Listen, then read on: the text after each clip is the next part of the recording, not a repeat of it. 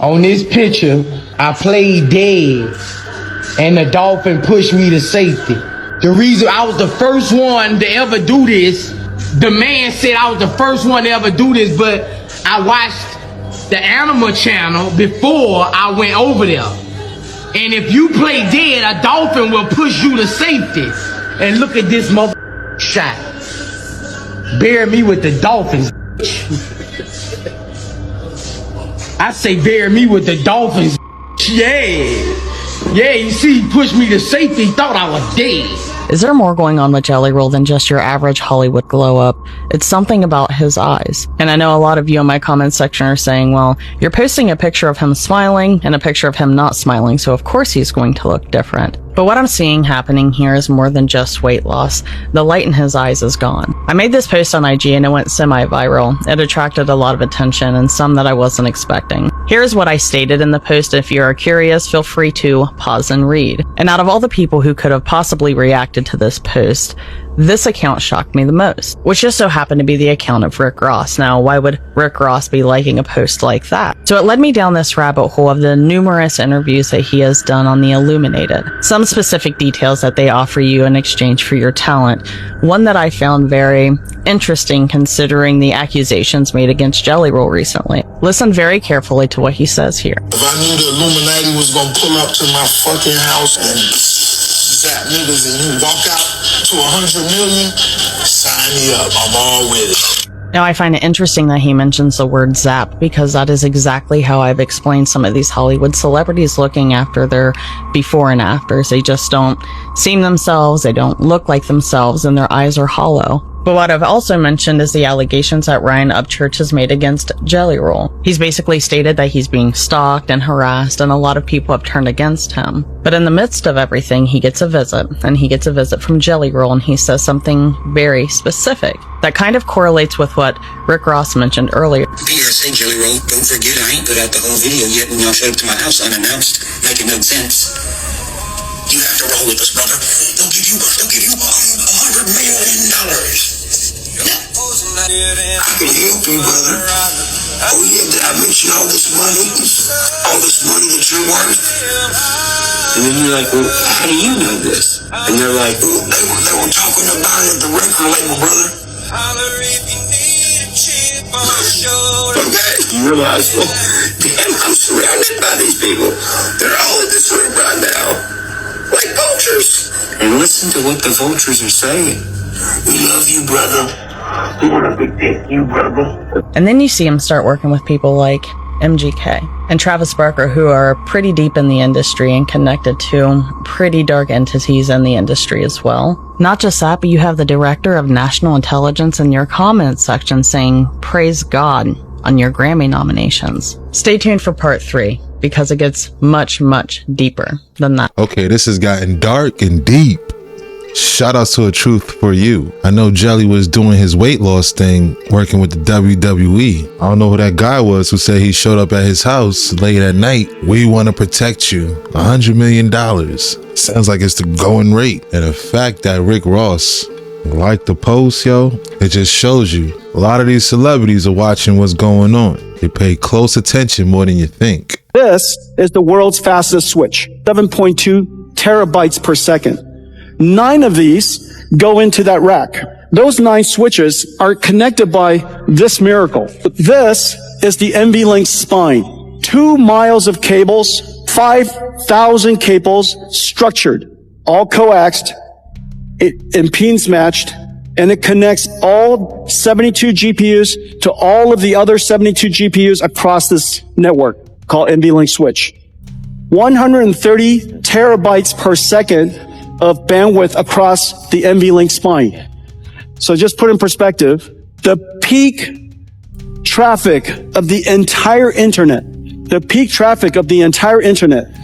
is 900 terabits per second. Divide that by 8. This moves more traffic than the entire internet. Every single GPU can talk to every other GPU at exactly the same time.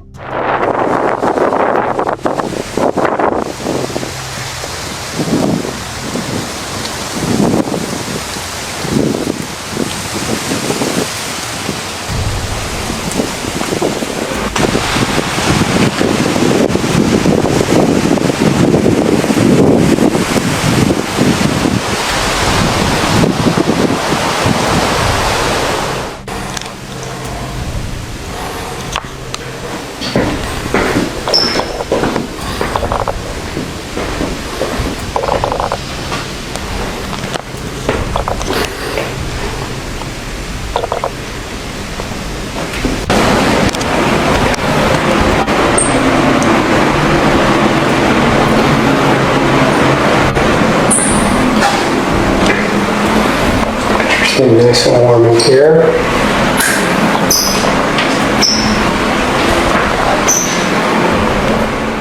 Okay, you guys, Candace Owens tweets this just a couple days ago stating there is a 9/11 style attack coming the second week of December, and she may be onto something. Now, I found a couple things, starting with this, an ex-user by the name of Tally Hall Album who predicted Charlie Kirk's assassination. And I quote, "It'd be funny if someone like Charlie Kirk got shot on September 10th, laughing my ass off, and they posted that on September 3rd. How?" Then 10 days later, they tweet this, Donald Trump, December 14th, in which would be the second week of December. Now, if something were to happen to Donald Trump like this, it would be just as big as 9/11, if not even bigger. Now, it's also to note, I actually saw these tweets myself around that time. Then this account gets deactivated and now it's reactivated, but now the tweets are gone. Now, Candace is echoing the same warnings as Sarah Adams, a former CIA officer, in which she's been on many podcasts and platforms now stating that America is completely compromised and this is bound to happen. But it gets even weirder. Okay, you guys remember this psychic, Brandon Biggs, who predicted Donald Trump's assassination to a T? Yeah, he also predicts a major financial crash. It'd be a great economy crash. I saw they had a great economy plan, a crash, worse than the Great Depression. And the Lord warned me about this. Could it be that a 9/11 style event trigger a financial crash? Because that's not out of the question. And nothing's off the table at this point because we've already seen an Afghan national shoot 2 National Guards, unaliving one who actually had history and worked with the CIA themselves. Did anybody have this on their bingo card yet? Now, she also said, this will age well, so I guess we'll just have to wait and see. But my motto is, if you stay ready, you don't have to get ready. Make sure you guys get in my Telegram to stay up to date. Also, my YouTube, Maverick Approach. But what do you guys think Candace knows? Let me know below. See, that's a great question right there. What does she know? And how does she know it? Shout out to Maverick Approach. Even the Brandon Biggs guy. How did he know that? Bro, look at y'all produce at the grocery store. Look what's under it. Boy, look at all that black mold with the fan blowing. The moldy water all on your shit. Boy, look, hey, rinse it down with the mold water. That's horrible. ये जो हमें देख रहा है ये robot China वाला robot खड़ा कर रखा है हमारे लिए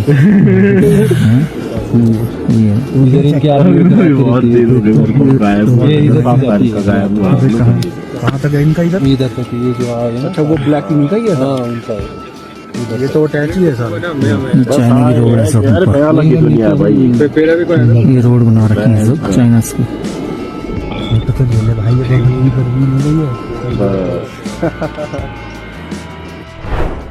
Hold on now, because this right here, everybody need to be paying attention to. Ethiopia just confirmed its first ever Marburg virus outbreak, and the death toll is already climbing, y'all. And what they're saying down there is that this ain't no regular sickness. And I'm not gonna lie to y'all, I never heard no shit like this before. Have y'all heard it? Let me know down below in the comments. The Marburg is a hemorrhagic fever that's related to Ebola. They say the fatality can go up to 80%. So as of right now in Ethiopia, the health officials say there has been 12 cases with 8 deaths from them cases. They said this virus came out of nowhere and that the region has never seen it before. So they don't have no history of it. So practically they don't got no cure for it. So right now the health officials are trying to figure out who was the first one that had this and where did he go when he got it. And they're tracking down hundreds of people right now that may be affected. They said the virus can move quickly if you don't contain it. So that's what they're trying to do. Every time something like this pop off, like we get a new virus or a new outbreak or something, you never ask yourself, like, how many other diseases out here that we never heard about or know about until it's too late? This can spread through direct contact with bodily fluids between an infected person or an infected animal, or by touching contaminated objects or surfaces. They said this is not airborne, so that's good, right? And also what's good is it's not over here, and I hope it don't come over here. But y'all let me know what y'all think about this down below in the comments. We can't have another outbreak. You know what I'm talking about. I feel like that's the same outbreak that was in the last video we seen. Shout out to Zay Reacts. Prayers going out to Ethiopia. Apaan, Cuk? Mat, apaan anjing? Mat! Yan. Wih, itu, Cuk. Astagfirullah, Cuk. Astagfirullah. Mat, motor dulu, Cuk. Astagfirullah. Motor lu, Yan. Astagfirullah.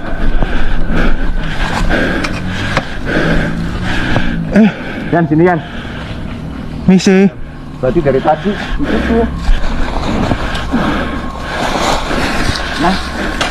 Ini ada batu tuh. Misi, Mbak. Permisi. Mat, samperin aja, Mat. Nggak apa-apa, Mat. Nggak apa-apa, nggak apa-apa, Cuk. Goblok. Motor gua mana, anjing? Sono, Cuk.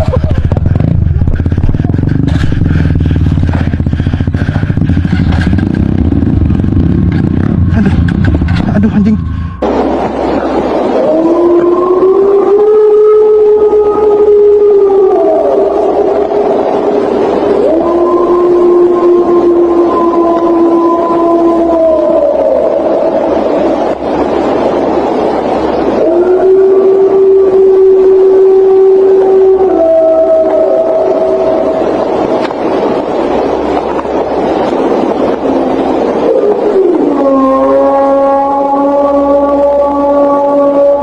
Fifty gotta be the worst person in the world to have a problem with. That Sean Combs The Reckoning shit was surgical. Let me tell you something.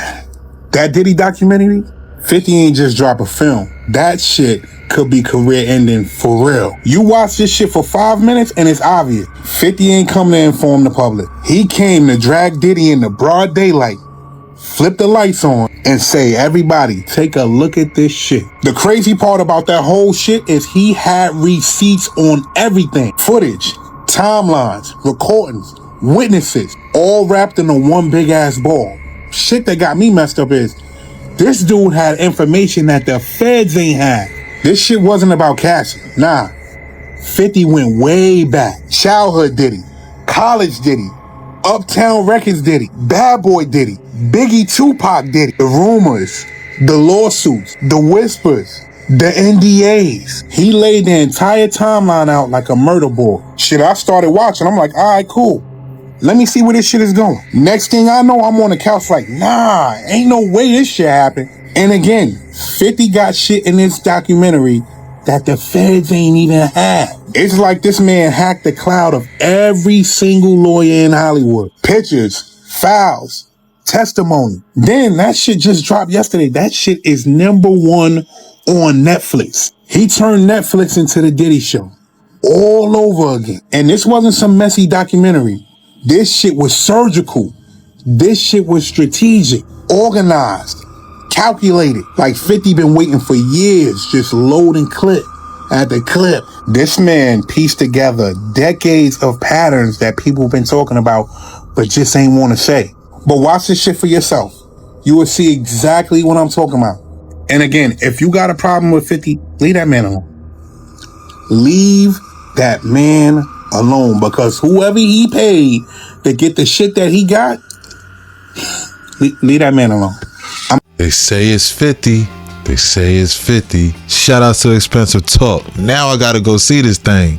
Word. I ain't know it was like that. I just thought it was a puff piece, you know what I'm saying? You know, throw a little mud. But the way it's sounding is like, yo, he got information the Alphabet Boys didn't have. It sounds to me somebody really wanted to take him out, or maybe Diddy had a mole around him the whole time. It's the middle of September and there's still no indictment. Bro, then you have to have a spokesman. You have to have some sort of comms to constantly be pushing that, Mark. Because you may just be a person that just may watch CNN. So you at the wrong place looking to see what the people with the possible jurors are thinking. It could be somebody that has dealt in the dirtiest of dirty business of media and propaganda. 50, how'd you get it, and what does that scene show? Well, I mean, you know, you're a journalist, Harvey. Harvey, you would not disclose your sources. We usually don't. Yeah, but I got it. I think my favorite thing about 50 Cent's Netflix Diddy documentary is how he built a timeline off of this information. And one of my favorite parts of this documentary is them really getting into the timeline of events when it comes to Tupac and Biggie. And it really gives us a lot of perspective from people that were close to the situation, and a lot of people allege in this documentary that they believe that Diddy was very jealous of Tupac. And they pretty much go through everything from the quad incident and Tupac believing that Puffy was behind it, like he said in the Vibe interview, and they lay out this whole timeline of the downfall happening perfectly, in my opinion. We are even hearing from Greg Kading, the detective that worked on Tupac and Biggie's case in this documentary. He is the investigator that did that proffer agreement with Keefe D way back in 2008, where Keefe D alleged that Diddy tried to offer him $1 million to take out Tupac and Suge Knight. And Tupac's trial with Keefe D is coming up very soon in early 2026, and we know that Diddy's name has been dropped at least 200 times during these proceedings already. So this is one case that I am definitely waiting for and I am going to cover. In Keefe D's 2008 proffer agreement, he alleged that Diddy's friend Zip Martin is the one that gave him the weapon that was used to take out Tupac. And Keefe D told the investigator Greg Kading that Zip Martin had a special compartment to keep this weapon in his car that he drove to Las Vegas. And in this documentary, we have Greg Kading confirming that Zip Martin did drive the same type of vehicle that Keefe D alleged to Las Vegas this night. And then during this documentary, we heard from the former president of Bad Boy, Kirk Burroughs, who alleged during this time, Diddy had him hiring a whole bunch of people and getting cars to drive to Las Vegas. And he is now very curious into why Diddy wanted to do this. And he said in his opinion, he now believes that Diddy was behind taking out Tupac. And we have Greg Kading getting into what happened with Biggie. And Greg Kading alleged that Diddy wasn't helpful at all in the investigation into what happened to Biggie. We saw a lot of different records being put on the screen where it said he did not want to give any more info at this time, and this was at the hospital where Biggie passed away. And I also noticed this document that flashed on the screen that was from investigator Russell Poole. And Russell Poole said that he called Miss Wallace to update her on the investigation and that she was frustrated and angry that no one had been arrested for her son's unaliving. After bringing her up to date on the case and explaining our frustration with the lack of cooperation from Puffy Combs, Bad Boy Entertainment, plus Biggie's own entourage's lack of further assistance in the investigation, Miss Wallace calmed down and understood the situation. Greg Kading said in this documentary he believed that Diddy did not cooperate with Biggie's investigation because it would have led investigators back to him with Tupac's unaliving. I always remember the saying that when you solve one of their cases, you will solve the other. And that's why I honestly can't wait until Tupac's trial. And we had Kirk Burroughs even speaking on the situation with Biggie, how he was the one in charge of planning this London media trip for Biggie that he was supposed to be on the night that he was actually unalived. Kirk Burroughs claims Diddy is the one that canceled this trip and Biggie did not want to go out to Los Angeles. And Kirk Burroughs feels like Diddy should be responsible for what happened to Biggie. What Kirk Burroughs alleged next is what's really chilling. He said something that we have heard alleged many times, and he said that Biggie was actually leaving Bad Boy Records shortly before he passed away. Kirk Burroughs alleged that Biggie already signed the paperwork to get out from underneath Bad Boy. Then Kirk Burroughs went on to allege that after Biggie passed away, Diddy came to him and told him to change the terms in the contract that Biggie signed. And he claimed that he was so calculated that he told Kirk Burroughs to just switch out the middle pages. That way on the last page, Biggie's signature would still be there. That way Diddy could allegedly keep racking up money from Biggie. Like I said, this is probably one of my favorite things about this Diddy doc is literally it's a full timeline of events laid out in front of your face. And this part of this documentary definitely had me intrigued. But y'all let me know what you guys think about all this in the comments. Now I definitely gotta watch this documentary. Shout out to Kadisha Lynn. giving us all the intel from this case from day one. Wow. It's crazy that it's accumulated to a documentary. My thing is this the reason why they didn't let him out on bail? Could the higher ups know what's going on? Especially with this Keefe D trial that's coming up? And if that's the case, yo, this documentary is damaging. For some people, it sounds like the truth is coming out at the wrong time. Rest in peace to Tupac and Biggie. It seems like finally, justice may be served.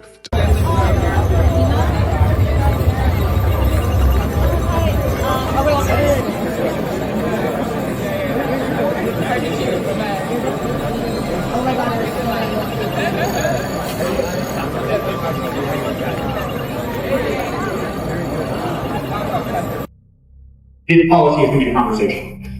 You need to turn this policy away before more people die, because it will happen. It is happening now. Stop this. Stop trying.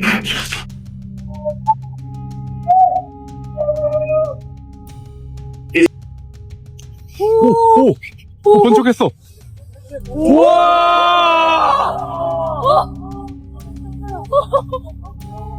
저지구나. 안 보여. 우와!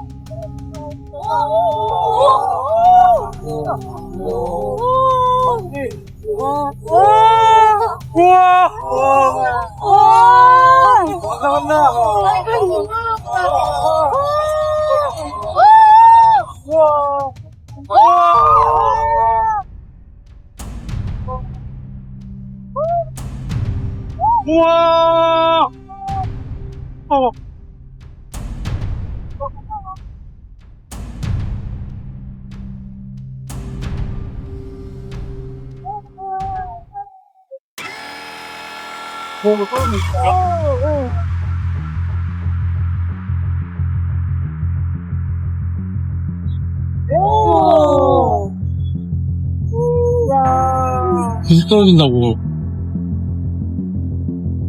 So the 50 Cent documentary about Diddy is out, and it shows a lot of disturbing things. But I still believe that we are being diverted from the bigger picture. Just like when the FBI redacted the Epstein list and buried the Epstein tapes, they're now burying the Diddy tapes and the massive blackmail that's hanging over the heads of the entertainment industry. This is typical. They did the same thing with the Netflix documentary Filthy Rich, exposing Epstein. They're showing how horrible this man is when the truth is actually so much worse than that. With everything that came out, why was he only given 4 years? Probably out in 3. So we get no Epstein, no Maxwell, and no Diddy. Why is all this so secretive? The entertainment apparatus and the political class are deeply intertwined together. And if one of these tapes shows your favorite actor or singer doing unthinkable things, our trust would be gone and the entire system would collapse. That's why we're only allowed to see a fraction of reality. So props to 50 for working on this,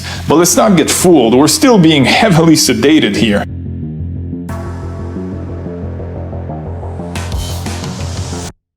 And that's a wrap. Hope you enjoyed the deep dive. If you enjoyed this video, please consider to give it a like, subscribe to the channel. Don't forget to hit that notification bell. Shout outs to all the reactors. Thanks again. Till next time.